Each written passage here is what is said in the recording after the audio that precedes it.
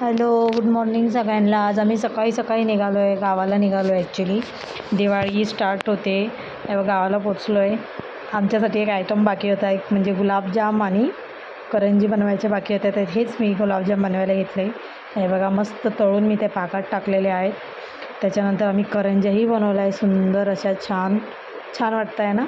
तर करंज्या बनवल्या आणि संध्याकाळी लक्ष्मीपूजन होतं. हे बघा, लक्ष्मीपूजन ही पूजा मांडलेली आहे. खूप आवर करून म्हणजे खूप धावपळ असते ॲक्च्युली लक्ष्मीपूजनच्या दिवशी. घर साफसूफ, देवाची पूजा करायची असते, रांगोळी काढायची असते, दिवे. संध्याकाळी आम्ही सगळ्यांनी फटाके फोडायला सुरुवात केली.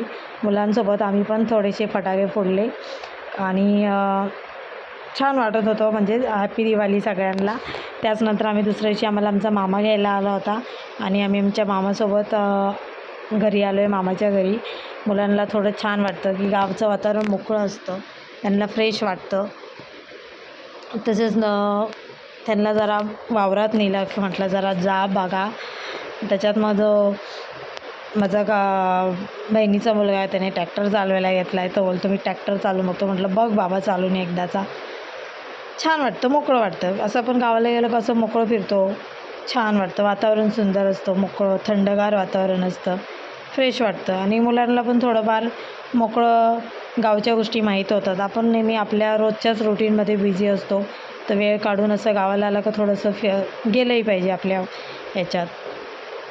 मुलांना 4 गोष्टी समजतात, काय आहे, कशाला काय बोलतात, काय नाही, सगळं माहीत राहतं.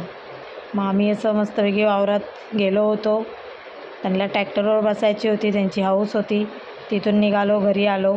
मग संध्याकाळी पुन्हा आम्हाला संध्याकाळी डेकोरेशन करायला सांगितलं होतं दीदीने छानपैकी. मग आम्ही छान असं फुलांचं डेकोरेशन केलं.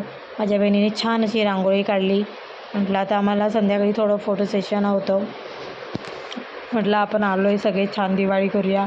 ती रांगोळी काढत होती. मी मस्त चहा ठेवलेला होता घरामध्ये. म्हटलं चल एक तुझा व्हिडिओ बनवून घेते. तो खूप मेहनतीने रांगोळी काढत होती माझी बहीण, त्याच्यामुळे आम्ही छान असा एक व्हिडिओ बनवला. आणि त्याचनंतर संध्याकाळी आम्ही सगळ्यांनी दिवाळीसाठी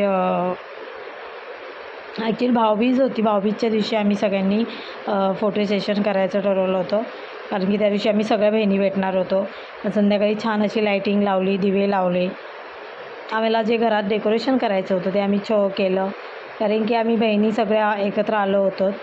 सासरवरून इकडे आलो होतो आम्ही, आता माहेरी आलेलो आहोत. मग छान असं वाटतं, सगळे भेटतो आपण, गप्पा गोष्टी रंगतात. मग सगळ्यांनी आम्ही एकत्र असे फोटो सेशन केलं आज आणि छानपैकी असं घरात डेकोरेशन केलं होतं.